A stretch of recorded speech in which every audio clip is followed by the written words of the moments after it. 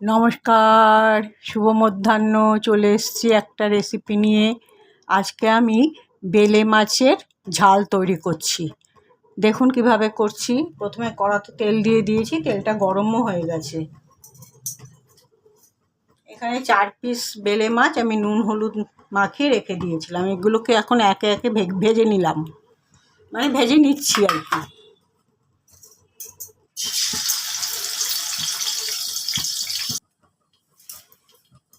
মাছগুলো আমি ভেজে তুলে নিয়েছি।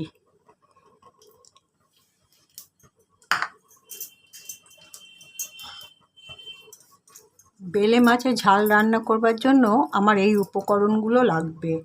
এটা রসুন, এটা হলুদ, এটা হচ্ছে ঝাল লঙ্কা, এটা নুন, আর একটা কাশ্মীরি রেড চিলি পাউডার, আর একটা কাঁচা লঙ্কা। আমি প্রথমে রসুনটা তেলে দিয়ে দিলাম।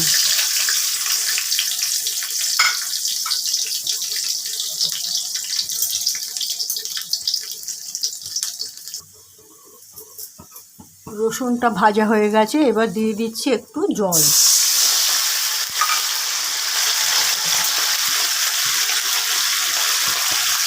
এবার দিয়ে দিচ্ছি নুন, হলুদ, কাশ্মীরি রেড চিলি পাউডার আর ঝাল লঙ্কার গুঁড়ো।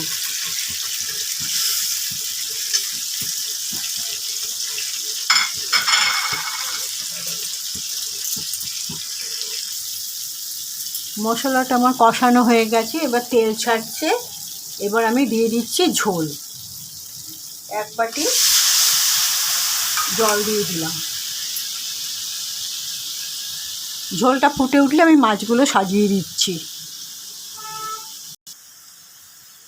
ঝোলটা ফুটে উঠেছে, এবার আমি মাছগুলো দিয়ে দিচ্ছি।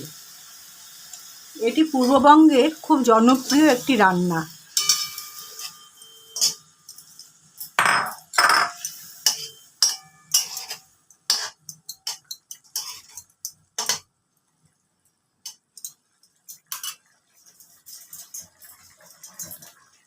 দিয়ে দিচ্ছি একটি গোটা কাঁচা লঙ্কা। বেলে মাছের ঝাল রান্না করা আমার কমপ্লিট হয়ে গেছে। এবার আমি গ্যাসটা নিভিয়ে দিচ্ছি। রান্নাটাকে একটু স্ট্যান্ডিং টাইমে রেখে ফিরে আসছি।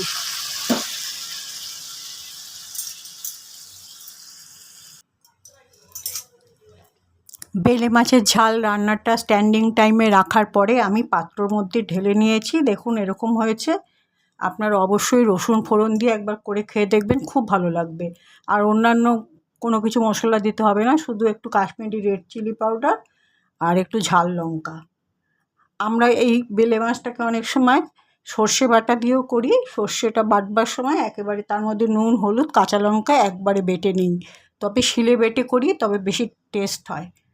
আর কেনা গুঁড়োতে অত টেস্ট হয় না, বা মিক্সিতে যদি করে নেওয়াও হয় অত টেস্ট হয় না। শিলে বেটে আমি করি, খুব স্বাদ হয় সর্ষে বাটা দিয়ে। যাই হোক, আমি আমার ভিডিওটা যেখানে শেষ করলাম। সবাই আগামীকাল শুভ অষ্টমী। সবাই আনন্দ করুন, সুস্থ থাকুন, ভালো ভালো খাবার খান, আনন্দে থাকুন। ভিডিওটা যেখানে শেষ করছি। দেখা হবে পরবর্তী একটা ব্লগে বা ভিডিওতে। সবাই ভালো থাকবেন। নমস্কার।